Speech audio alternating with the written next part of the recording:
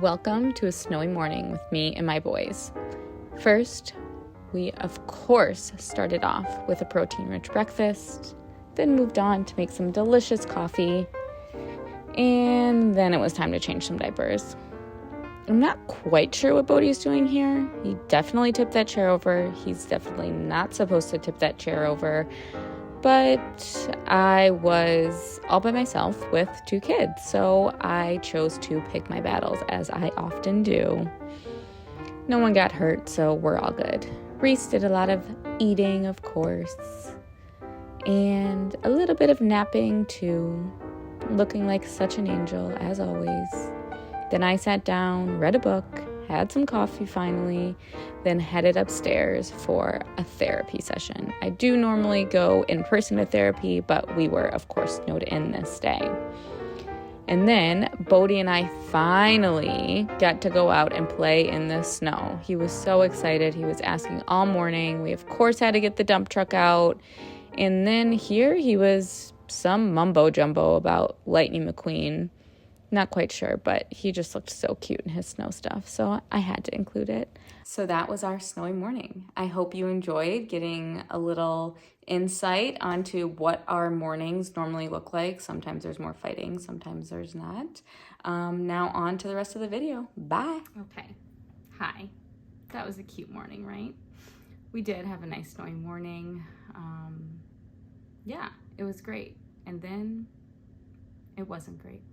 The next 2 days after that were complete chaos.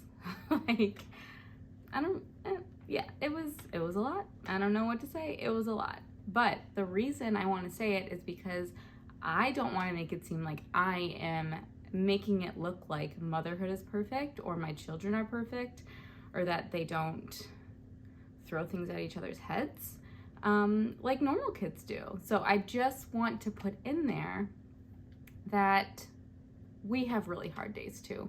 We lucked out that morning with the snow. We had a great morning, so we got lucky. But the next 2 days, pure chaos. So that's not why we're here. That's not why I'm doing this section of the video. But I did just want to say that in case anyone's watching and think, oh, that's so nice, they're playing together and just having this lovely little morning. It was a lovely morning. But the next 2 days, I wanted to rip my hair out. So there you go. That's motherhood for you. Okay. Anyways, so the reason that we are doing the video today is because I wanted to talk about why diets haven't worked for you or many of my clients that I've had in the past. A lot of times I have women coming to me and the first thing they're saying is, I'm eating everything right. I've tried so many diets before and nothing's working for me. They see other people get results from these diets and they get really down on themselves because they're not seeing the same results other people are. And there are many different reasons for that. One being that everyone is a unique individual. We all have different lives. And it's silly to think that the only thing that goes into our health is the food that we put in our body or the way that we move our body. Those two are so important. Nutrition is like a great foundation that you can lay for yourself to have a healthy life, but they are not the end of the story. Your health has so much to do about the stress that you have each day, whether your job is stressful or motherhood is stressful or you have some sort of other health things going on. We have a lot of different stressors in our lives and they weigh on our health. So that's number one that we need to think about. The other thing we need to think about is sleeping. A lot of us don't get a lot of great quality sleep because of the stress in our life or because our circadian rhythms aren't where they need to be. So, we don't get great sleep and our hormone cycles each day aren't where they need to be. Okay, so those are just a couple things that can really throw off, namely your metabolic health. And your metabolic health has everything to do with how healthy you are and whether or not your body has the ability to lose weight, but whether or not it will release weight. Okay, so those two things are really, really important. The other more, I guess, sciencey things that I think women run into are, number one, they are following diets or workout plans or whatever it is that have been developed from male-centric studies. And what that means is there have been research studies done that only involved men, because women are cyclical human beings. We have cyclical hormones, not just daily, but monthly, as we all know. Insert the menstrual cycle. But because of that lovely menstrual cycle, researchers don't always have the ability or don't want to account for those things in their studies. If they just use men, it's more straightforward and it's easier to analyze them.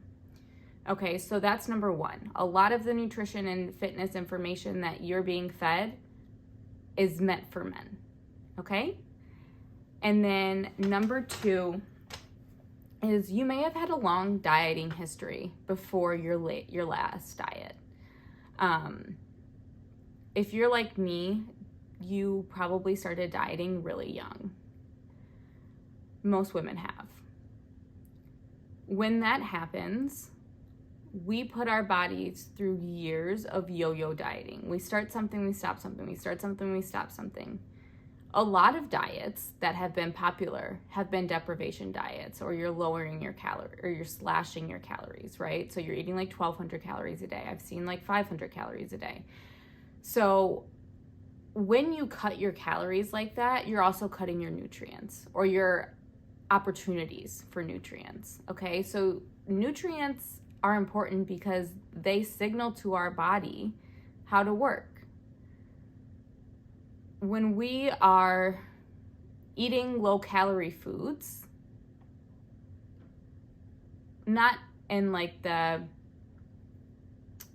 whole foods, but more of processed foods that are considered low-calorie or no-fat, things like that, that we will sometimes get kind of tricked into buying, they often don't have a lot of nutrients. Okay, so we're looking for these marketed foods that are marketed towards people who are trying to diet, people who are trying to lose weight, people who are trying to be healthier. And their marketing is great because they say they're low calorie, there's no fat, no added sugar, all of these things. And we buy into that. But what they're not telling you is these foods that they're marketing also don't have that many nutrients in them. Okay, so when you go to a lower calorie diet and you're trying to cut your calories, and one of the ways that you do that is by buying foods that are marketed as low calorie, you're not getting nutrient dense foods. So your body's not getting what it needs. So that's really important. And when your body doesn't get what it needs, your metabolic health really struggles, because now it's not getting what it needs, so it's going to try to start to balance itself out, and not in a good way. Good in the way that it's trying to balance itself out to keep you alive. That's its job all the time. It's always wanting to keep you alive, right? But it may look like slowing your thyroid or your sex hormones being imbalanced. And both of those things are also really important when it comes to losing weight or getting healthier. So without those nutrients, without getting nutrient-dense foods, without getting enough calories, your body doesn't feel safe. Your body's going to try to balance itself out. And your metabolic health is going to be the one that pays for that. Okay, number 3 is the diets that you've tried in the past aren't sustainable. A lot of times what I see, which is I would say the most common, is women are being good during the week, and then the weekend comes and they go back to old habits, or they're not looking for those nutrient dense foods. They're not focused on getting enough protein or getting enough nutrients, things like that. They're only doing those things during the week. When you take those 2 days, or if it's like Friday night through Sunday night, where you don't really pay attention to making sure you're getting what your body needs, those 2.5 days, that's actually quite a chunk of the week. Your body doesn't know that, oh, it's just the weekend and, we're celebrating the weekend and just, we don't need nutrients right now because it's the weekend. It's Saturday. So your body can't tell the difference between a weekday and a weekend. So it can't account for that. So consistency there is really important. Some women will go a couple months where they are paying attention to nutrient-dense foods or following their diet, whatever it is. They'll do that for a couple months, and then all of a sudden, they've had enough because maybe it's low calorie, maybe it's just unsustainable, maybe they hate the food that they're eating. There are many different reasons that people stop dieting, right? I'm sure, as you know, as we all know. But they'll do it for a couple months and then they realize it's not sustainable for them and what their needs and wants are, and they stop and they go back to old habits. Okay, so now we're back at square one. So that's number 3. Diets that you have followed in the past may just be unsustainable. Number 4, which is, I would say, the most important and kind of encompasses the previous 3 that I just spoke about, is your foundation needs fixing. And what I mean about that is, 1, the real reason why you are trying to lose weight or get healthier, whatever it is. And number 2, your relationship with food itself. Really. And also, I would say, also just your relationship with yourself in general. So let's go back to the real reason why you're wanting to lose weight. A lot of women are just chasing a body type. I think it's really easy for women to say, oh, I just want to be healthier. But deep inside, they know that they're just doing this because they want to look a certain way, or they feel like their self-worth is going to come once they look a certain way. So that's really important too. Because when you are coming from that place of like, I'm going to diet and lose weight and then I'll be worthy of X, Y, and Z. Or I'm going to diet and lose weight and then I'll get a relationship. I'm going to diet and lose weight and then I'll love myself. When that's the place you're coming from, that's not sustainable. That's really shaky ground. That's not a solid foundation. So working on that foundation is so important. Let's talk about why you really want to lose weight. And then if it does have something to do with, thinking that a certain body type is going to get you something that you don't already have, let's talk about that and figure it out and see, what's really going on, and seeing how maybe you can help yourself and strengthen that relationship that you have with yourself, and then come from a place where you innately know that you are deserving of love and you are worthy of anything that you want in the world, including a healthy body. Okay. And then the next one, the second one, your relationship with food. This is very hard for a lot of women, especially if you have grown up in a way where there has been habits in place or just things said that have created a toxic relationship with food for yourself.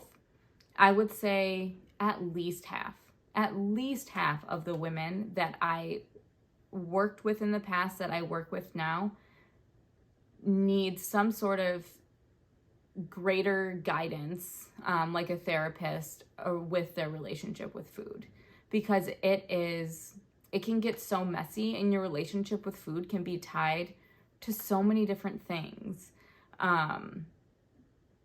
So if you feel like your relationship with food needs more fixing than just, sometimes if you just educate yourself about what your body actually needs, that can be really helpful, and that can kind of flip a switch for you.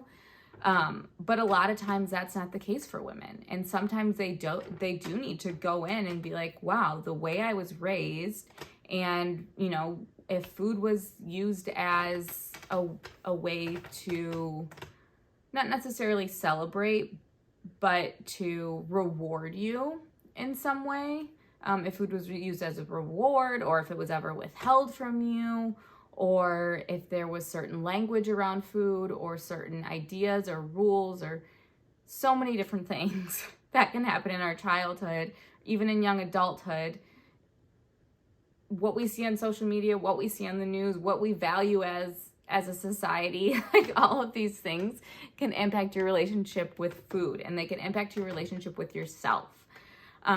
So that is, I would say, that is probably the number one thing that for women that I've worked with, is the biggest thing that holds them back, is they just can't get past that relationship with food. Whether it's like some addiction, or it's just the way that they soothe themselves, or if they just can't unlearn those rules that they learned when they were kids, it can be really hard to get past that on your own, or even with someone just like a health coach. Like, that's when you probably need to talk to someone who is qualified to deal with women's relationships with food. And if that's what you have to do, that's okay. There's no shame in that. That is actually, I think, so brave. When women come to me and we get into their relationship with food, and they tell me, things that maybe messied the relationship with food that happened when they were a kid, or through different relationships, or, however it happens. I think that is so brave, and I'm just so happy, and I feel actually lucky to be part of their journey to bettering themselves and bettering a relationship that they're going to have for the rest of their lives.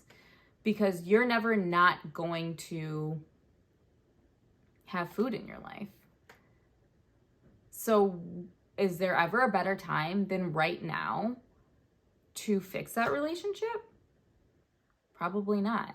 Do you want to go another 5 years? Probably not.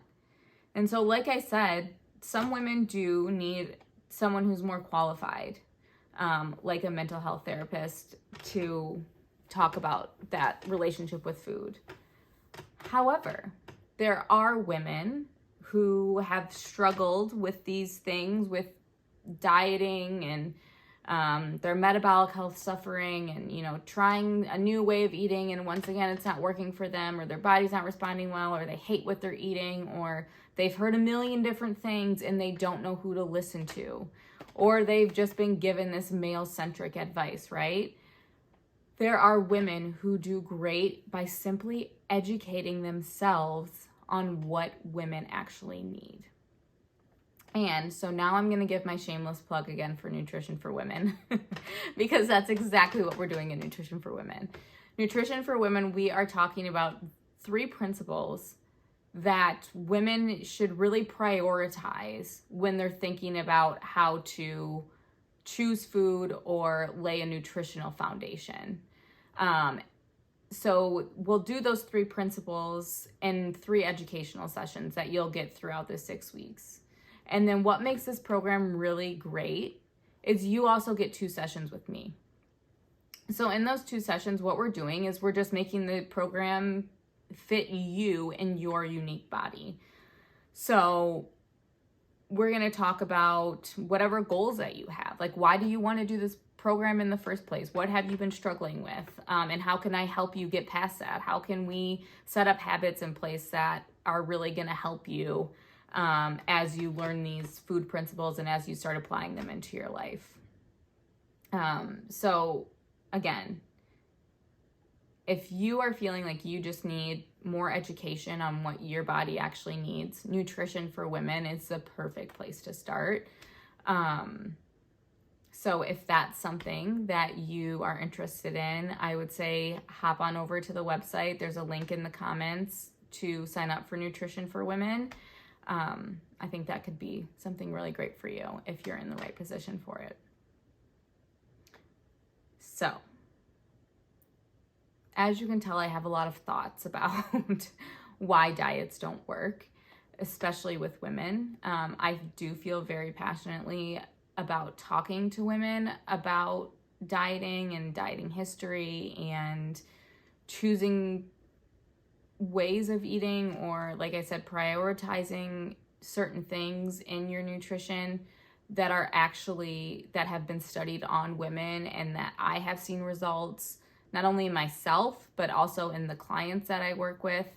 I'm very passionate about getting this education to women, or even just changing the way that you're thinking about nutrition or food or dieting or health or whatever it is.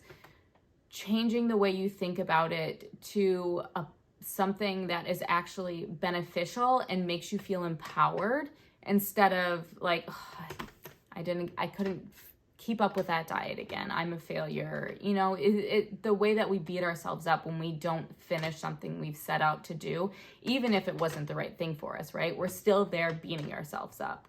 And I think when you start doing that with something as important and as powerful as your nutrition, that can lead down a very not so great path. And, you know, then there can be other health consequences that come with that. So if you get anything from this video, I want you to take away that educating yourself around what you need as a woman is one of the most empowering things that you can do. I think also when you educate yourself, your instinct around what your body needs also becomes stronger as well. And that's something that no one can ever take away from you. When you get to that place with your body where you're trusting those pings or these instincts that you're getting around what it needs, when you can actually trust yourself, that is so empowering. So that's what I wish for every woman, that every woman could get to that place. And I'm here to do my best to help as many women as I can get there. So if you enjoyed this video, if you enjoyed watching me with my little sons, and enjoyed listening to me talk about these really important issues around nutrition and women, please like the video, share the video, subscribe to our channel, and we'll see you next time.